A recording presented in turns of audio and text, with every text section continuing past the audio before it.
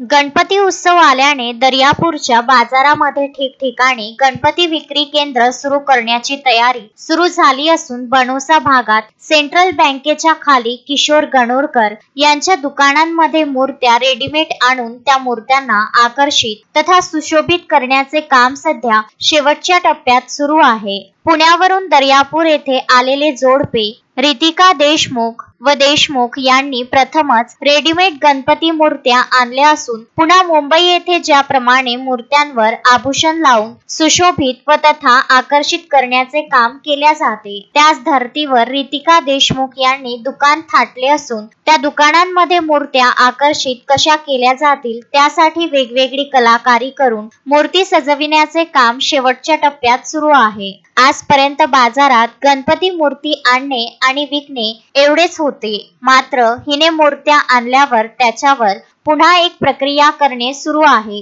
ती प्रक्रिया पूर्ण झाल्यावर गणपती पहिल्यापेक्षा अधिकच आकर्षित केल्या जाते व त्यामुळे गणेश भक्तांना या मूर्त्या नक्कीच आवडतील अशी प्रतिक्रिया सामाजिक कार्यकर्ते तथा रोहिणी फाउंडेशन दर्यापूरचे अध्यक्ष किशोर ठाकूर यांनी या ठिकाणी भेट देऊन मत व्यक्त केले। एवढेच नाही तर त्या दोघांचे अभिनंदन देखील केले आहे। गजानन देशमुख, विदर्भ न्यूज, दर्यापूर।